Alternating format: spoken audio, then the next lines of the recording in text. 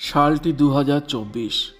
বছরের শুরু থেকে মৃত্যু, বিচ্ছেদ আর অশান্তির খবরে তোলপাড় রাজ্য থেকে দেশ। অনেকেই তাই বলছেন এই বছরটাই যেন বিষাক্ত। চলতি বছরের টলিপাড়ায় একের পর এক বিচ্ছেদের খবর মিলেছে। এবার এলো চন্দ্রবিন্দুর গায়ক তথা চিত্র পরিচালক অনিন্দ্য চট্টোপাধ্যায় ও তার সদ্য প্রাক্তন স্ত্রী মধুজা বন্দ্যোপাধ্যায় বিবাহ বিচ্ছেদের খবর। রবিবার সোশ্যাল মিডিয়ায় নিজেদের বিবাহ বিচ্ছেদের খবর জানিয়েছেন অনিন্দ্য পত্নী মধুজা। তবে বৈবাহিক সম্পর্কে ভাঙন ধরলেও তাদের মধ্যে যে বন্ধুত্ব বজায় থাকবে নিজের পোস্টে সেই ইঙ্গিত দিয়েছেন তিনি। ঠিক কী লিখেছেন মধুজা বন্দ্যোপাধ্যায় জানতে হলে ভিডিওটি শেষ পর্যন্ত দেখুন আর চ্যানেলটি অবশ্যই সাবস্ক্রাইব করুন।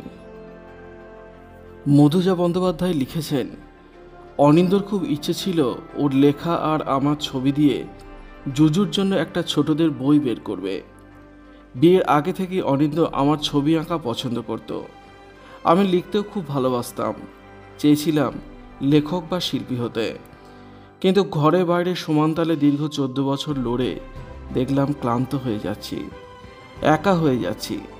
তাই নিজেকে নিজের মতো গুছিয়ে নিতে 2019 সালে জুজুকে নিয়ে মুম্বাই চলে এলাম।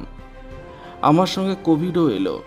কোভিড ভয় দিল, দুঃখ দিল, হতাশা, অপমান দিল, কিন্তু ফিরিয়ে দিল ছবি আঁকা, লেখালেখি, ফিরিয়ে দিল নিজেদের কথা বলার সাহস। একসময় বুঝতে পারলাম বিয়ে মানে ফুল, আলো, যদিতং হৃদয়ং, কিন্তু সর্বোপরি এক আইনি বন্ধন। তাই আইনি পথেই বিচ্ছেদ কাম্য। তবে বিচ্ছেদের পরও প্রাক্তন অনিন্দ্যর সঙ্গে বন্ধুত্ব বজায় রাখার কথা বলেন মধুজা। তিনি লিখেছেন, জানি অনিন্দ্য খুব কষ্ট পেয়েছে, আমিও পেয়েছি। আবার সত্যটা মেনে নিয়ে কোথাও একটা নির্ভর হয়েছি। অনিন্দ্য আর আমি তাই আইনের পথে বিচ্ছেদে পা বাড়িয়েছি। আর কি আশ্চর্য, প্রায় ভাঙা বেলায় আজ রোববারের পাতায় ওর লেখা আর আমার আঁকা বের হলো। বিচ্ছেদ বিয়ের হয়েছে, জুজুর বাবা মার হয়নি, দাম্পত্যের হয়েছে, বন্ধুত্বের তো হয়নি। তাই এক শিল্পী আজ অন্য শিল্পীকে জায়গা দিয়েছেন, আমি সম্মানিত। গানের লাইন ধরে মধুজা লেখেন, আজ সত্যিই তাই, খেলা ভাঙার খেলা, মিলনমালার আজ বাঁধন তো টুটবে, ফাগুন দিনে আজ স্বপন তো ছুটবে, উধাও মনের আহা, উধাও মনের পাখা মেলবি আয়। এদিকে অনিন্দ্য মধুজার এই বিবাহ বিচ্ছেদের খবরে তার অনুরাগীদের মনে বিষাদের সুর। আর এই বিষয়ে কি জানিয়েছেন গায়ক অনিন্দ্য চট্টোপাধ্যায়?